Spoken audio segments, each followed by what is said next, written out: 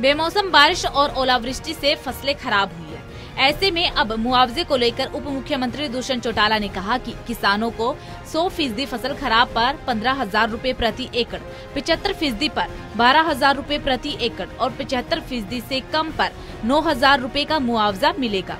उन्होंने बताया कि प्रदेश में 3 अलग अलग चरणों में किसानों की फसलों को नुकसान पहुंचा। क्षतिपूर्ति पोर्टल के जरिए किसान खुद फसल खराब की रिपोर्ट दे रही हैं। फसल खराब के आकलन के लिए क्षतिपूर्ति सहायकों की भी नियुक्तियां होंगी। अब तक करीब 17 लाख एकड़ फसल खराब के डेटा पोर्टल पर अपलोड हुआ है। सर्वे और वेरिफिकेशन का कार्य जारी है। गांव का एक पढ़ा लिखा युवा प्रति 500 एकड़ फसल की रिपोर्ट सरकार को देगा।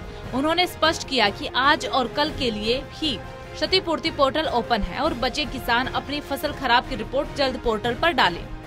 किसानों की फसल की खरीद को लेकर उन्होंने बताया कि 408 मंडियों में गेहूं फसल की खरीद जारी है और अब तक 1,65,000 मीट्रिक टन गेहूं मंडियों में आया है। उन्होंने बताया कि लस्टर लॉस में छूट देने के लिए केंद्र सरकार को पत्र लिखा है। फसल खरीद के बाद 48 से 72 घंटे के बीच में किसानों का भुगतान हो जाएगा। देरी होने पर किसानों को 9% ब्याज मिलेगा।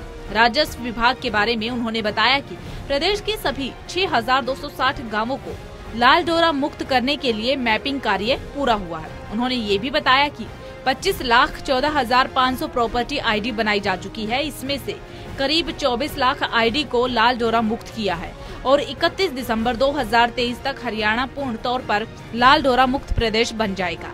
ऐसा करने वाला देश में हरियाणा पहला राज्य होगा। इसके अलावा उन्होंने बताया कि राजस्व में रिकॉर्ड बढ़ोतरी हुई है। वहीं गठबंधन पर बीजेपी नेता बीरेंद्र सिंह के बयान पर चौटाला ने कहा कि किसी के मन की टीस हम खत्म नहीं कर सकते हैं। उन्होंने कहा कि गठबंधन सरकार में प्रदेश आगे बढ़ा है, हमें प्रदेश को और आगे लेकर जाना है। उन्होंने ये भी कहा कि गठबंधन की दोनों पार्टियां सभी 90 की 90 विधानसभा सीटों पर तैयारी कर रही है। आगे क्या होगा वो भविष्य के गर्भ में छिपा है। इनेलो नेता अभय सिंह चौटाला के बयान पर भी दुष्यंत चौटाला बोलने से नहीं रुके। उन्होंने कहा कि अब आदमी सूद-बूद खो जाता है तो वो इस तरह के बयान देता है। उन्होंने कहा कि फ्रस्ट्रेशन के कारण मेरे नाम से उनका बीपी बढ़ जाता है। फिलहाल जहां डिप्टी सीएम ने सरकार की उपलब्धियां गिनवाई है, वहीं उन्होंने बीरेंद्र सिंह और अभय चौटाला को भी आड़े हाथों लिया है। देखना अब ये होगा कि अब वो दुष्यंत को क्या जवाब देंगे। Anil Kumar, total news, Chandigarh.